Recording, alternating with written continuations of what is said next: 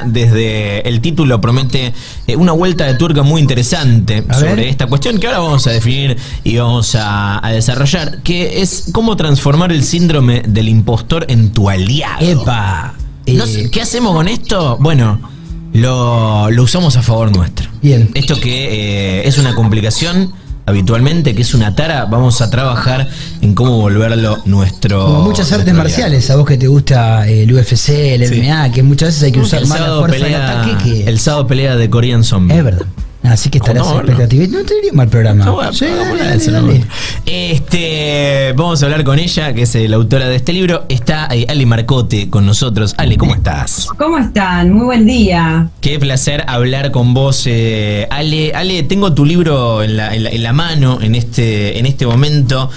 Ya te digo, tiene una cantidad de tarea, de cuestiones prácticas. Es como un taller este libro para cumplir la promesa de cómo transformar el síndrome del impostor en aliado nuestro. Pero si te parece, te llevamos a lo más básico, quizás a la pregunta que más veces tenés que responder, que es ¿cómo definirías el síndrome del impostor para alguien que no lo experimenta o que ni siquiera escuchó hablar de esto?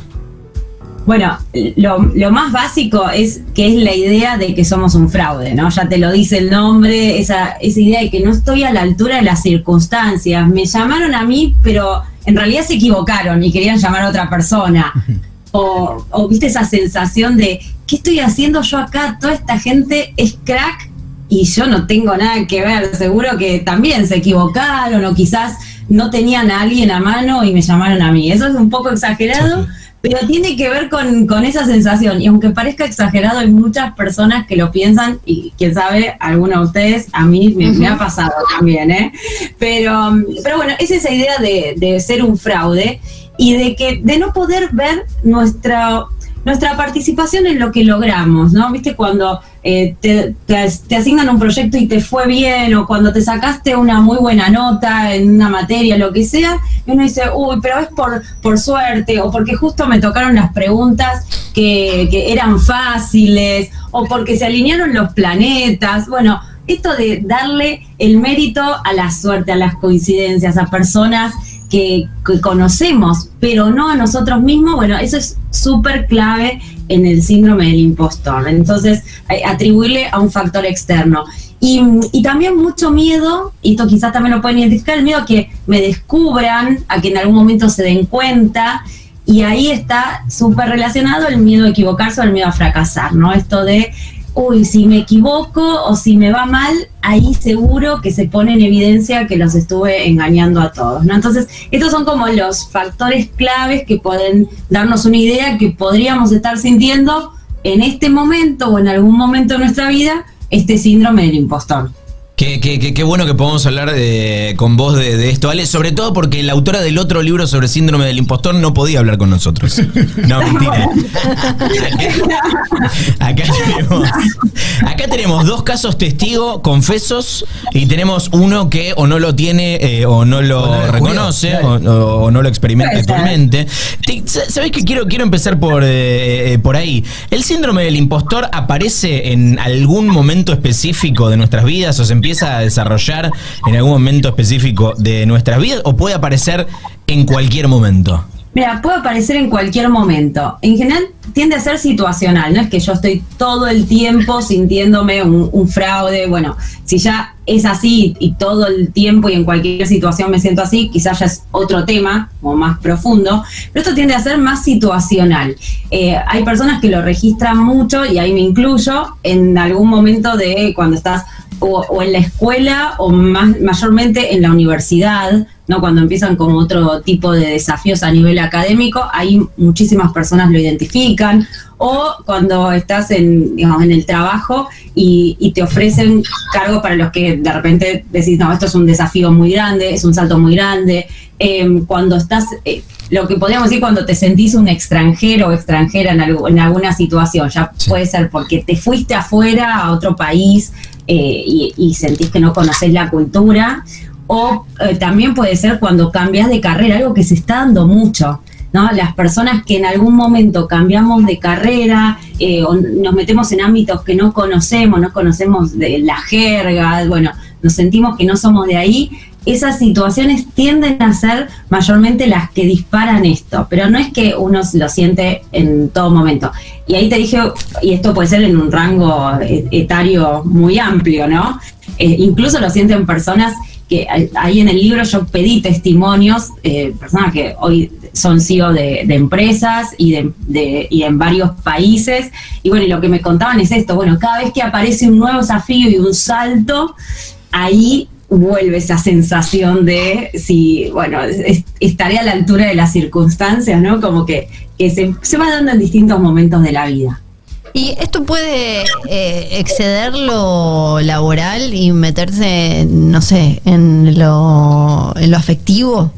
Sí, en general, Fío, esto está más catalogado, tiende a estar más vinculado al ámbito profesional, porque es como la idea de que soy un fraude, claro. Sí, desde lo intelectual. Cuando uno empieza a trabajar lo que se hace en los talleres, ¿no? Empieza a aparecer como un costado que envuelve todo. Por ejemplo, esta idea de que tenemos que hacer todo perfecto. Claro. Es una parte que pongo como la ilusión de ser la Mujer Maravilla, sobre todo puede ser como el Superman, ¿no? Pero en general nos pasa un poquito más a las mujeres desde ahí. Sí. Entonces la ilusión de ser la Mujer Maravilla y entonces hacer las cosas perfectas en todos los ámbitos, la mamá perfecta, la ejecutiva perfecta, y empieza a permear esa creencia de que deberíamos hacer todo perfecto, empieza a permear, sí, todos los ámbitos de nuestra vida. Entonces, ahí, por eso mucho se habla también de las mujeres y el síndrome del impostor, particularmente porque está muy, muy vinculado además con un tema cultural. Pero digamos que lo primero que se ha asociado es como más desde el ámbito profesional. Cuando te empezás a meter, aparecen estas vinculaciones. Yo no les conté ahora si quieren nos metemos, pero hay ciertas creencias como esta idea de que tendría que hacer todo perfecto, tengo que hacer todo solo o sola, por ejemplo, ¿no? También, entonces eso te puede llevar a que en distintos ámbitos de la vida estés tratando de remarla y de hacerte cargo de todo, y llega un momento en que, claro, no podés más, por ejemplo. Entonces sí, ahí tiene que ver más ya como con distintos ámbitos de la vida. Che, Ale, hay una cosa que me llama la atención y por la que te quería preguntar es con respecto a vos. ¿Qué tan impostora te sentís?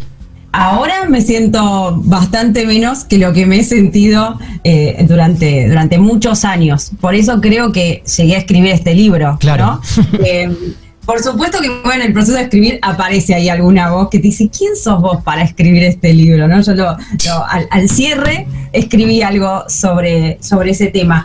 Por eso le puse también esto de cómo lo podemos transformar en nuestro aliado, porque yo sobre todo en la universidad, ahora trabajo como coach hace varios años, ¿no? Pero yo soy contadora y trabajé muchos años de contadora. Sí. Y cuando estudiaba en la universidad, a mí me iba muy bien, pero porque yo me esforzaba muchísimo y estudiaba. Y sin embargo, siempre creía que me iba a ir muy mal. Y no importa que tan bien me había salido antes, siempre creía que me iba a ir muy mal. Para eso magna cum laude encima. O sea, no es que... Sí, no, es que me fue muy bien y además trabajaba. O sea, digamos, me esforzaba mucho. Pero yo tenía muchísima vergüenza. Porque en algún momento se van a dar cuenta, o sea, en un próximo examen, ¿viste? Te felicitaba un profesor y decía, no lo podía asimilar. Entonces, fue algo que en esos años, sobre todo, no me permitió disfrutar. Claro. Y después, cuando yo trabajé como contadora y demás, cuando hice mi cambio de carrera, que fueron varios años de trabajo interno sobre todo, me costó muchísimo, porque también yo decía, pero ¿y quién va a querer trabajar conmigo? ¿Y quién soy yo para...? Entonces, yo ahí lo que identifiqué es que tenía una creencia muy de que todo lo tengo que hacer perfecto, entonces me costaba animarme a ofrecer un taller, ¿no? A ofrecer un coaching. Todo eso me costaba mucho, porque si no lo hacía perfecto y además si no tenía, siempre creía que necesitaba como un título más, que también es algo que pasa mucho con quienes nos sentimos impostores. Necesitamos más validaciones externas. Entonces yo diría que lo sufrí muchísimo, seguí adelante, pero la verdad es que disfruté muy poco de varias cosas de las cuales podría haber disfrutado mucho más. Creo que además, viéndolo en los talleres, hay muchas personas que además se pierden muchas oportunidades. Entonces creo que todo esto llevó a que escriba este libro Y hoy, si bien esas voces, te digo, aparecen porque en el proceso del libro, en el proceso de publicación, bueno, cuando empecé a dar charlas también, ¿no? Pero es como que las podés manejar de otra forma. Es como, ok, la reconozco, bueno, está bien, pero sí, lo puedo hacer por esto, por lo otro y por lo otro, ¿no? Tenés como más recursos. Así que me he sentido muy, muy impostora. Y ahora me visita, llego bien a visitar, charlamos. Está bien, negociamos. A tomar un café, claro. Negociamos y seguimos, sigue de largo. Y en ese orden, a mí me sale fácil traducir las cosas a situación de fútbol, pero a mí lo primero, cuando te llega esa sensación de estar impostando algo, sí. ¿Cuál es el ABC, cuál es la primera reacción a la defensiva como para no caer ante el fantasma? ¿Tenés así como algún método? Si vamos a la metáfora futbolera, parar la pelota. Ahí está. Parás, como la detectás, fui mucho de la cancha, amo el fútbol, pero digo, parar la pelota, es como, detecto que esto, primero que tiene un nombre, ¿sabes? Que esto de que estemos hablando y que las personas digan, esto que me digo siempre, no es la realidad, no es que yo no sirvo y no estoy a la altura, en realidad tiene un nombre y tiene que ver con las creencias que tengo, entonces paro y me doy cuenta de qué es esto. Yo digo también esto de que nosotros estas creencias las podemos tener, vaya a saber por qué, viste, uno siempre dice porque mi tía me dijo, por mi abuelo, bueno, no importa por qué, las tenemos y lo tenemos que hacer cargo y trabajar con eso. Entonces sé que es esto, le pongo un nombre, si puedo, lo hablo con alguien, ¿no? Eso también está bueno.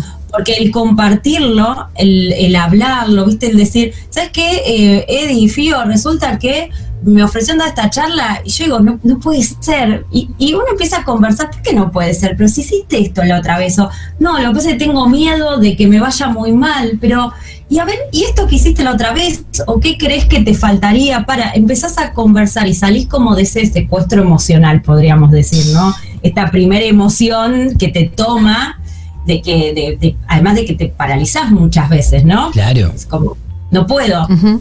Entonces lo empezás a poner en palabras, a empezar con el lenguaje de alguna forma, con que alguien te acompañe.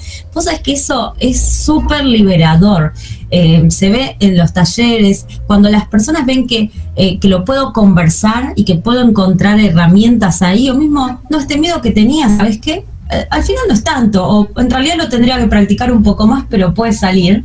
Cuando tenés esas conversaciones ya ayuda muchísimo. Eso para mí es lo primero. Después hay cosas que uno puede ir haciendo, como más incorporarlas como un hábito para ayudarse a que la próxima vez que eso suceda no te agarre tan mal parado. Claro. Entonces ahí también podés incorporar otras cosas que no son ya en el momento. Y algo que siempre digo es que si viene ese pensamiento y uno, por ejemplo, te dicen, venís a una charla, no, yo no sirvo, no, porque me voy a quedar me voy a olvidar y me va a pasar esto y lo otro, ¿viste? 80 escenarios negativos, sí. Ni uno positivo, ni uno, encima te empezás a decir de todo, entonces ya estás en el 10º subsuelo, entonces como, basta, o sea, parar, darse cuenta, y por eso digo, parar la pelota, decir, basta, o sea, así, clarísimo, y empezar a ver qué está pasando, cuál es este escenario. A veces el tema de jugar con los escenarios también está bueno, porque aparece mucho el escenario negativo, la comparación, ¿no? Bueno, espera, ¿y qué posibilidades hay, ¿no? ¿Y qué herramientas tengo?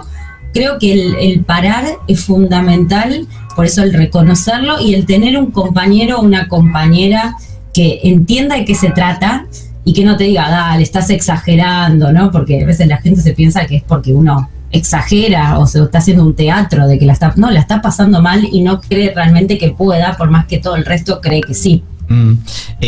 Ale, recién te mencionaba que en el libro es como una especie de taller que viene con un montón de herramientas, y me gusta el abordaje práctico hacia el síndrome del impostor.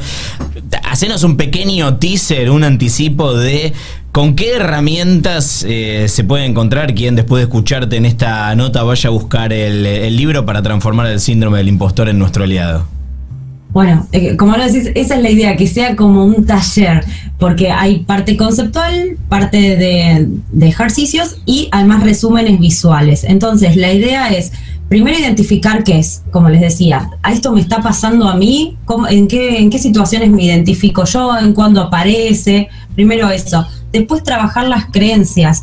¿Cuáles son las creencias que a mí hoy más me están afectando? Yo creo que tengo que hacerlo todo perfecto, creo que tengo que tener un montón de títulos para animarme, creo que las cosas me deberían salir fáciles y sin equivocarme. Bueno, identificar cuáles son las creencias que no siempre tenemos las mismas a lo largo de la vida, ni a todos nos afectan las mismas. Después identificar también qué otros factores nos pueden estar ahí jugando en contra. Me comparo mucho, creo que las cosas me salen mal porque soy un fracaso y no me puedo hacer cargo de las cosas que me salen bien, ¿no? Como empezar a identificar qué otros factores juegan y hacer los ejercicios, ¿no? Y después algo que también me gustó trabajar son las emociones. La vergüenza, el miedo a fracasar, el miedo al éxito, y trabajar cada uno con las emociones, digamos, que quizás va identificando en cada una de estas situaciones, ¿no? Es el recorrido, y además que tiene ahí un montón de estrategias, que yo lo que creo es que no hay una receta única, sino que cada uno tiene que ir construyendo en el camino de lo que descubrió, bueno, qué es lo que voy a hacer la próxima vez que me sienta un fraude, o qué es lo que puedo ir haciendo ya día a día para que cuando la voz aparezca la invite a tomar un café, ¿no? Como decíamos. Está muy bien. El libro se llama Cómo transformar el síndrome del impostor en tu aliado. Su autora es Ale Marcotte. Ale, muchas gracias. Gracias a ustedes por la invitación y por el espacio. Así que bueno, a disposición para lo que quieran seguir profundizando. Un placer. Hasta la próxima.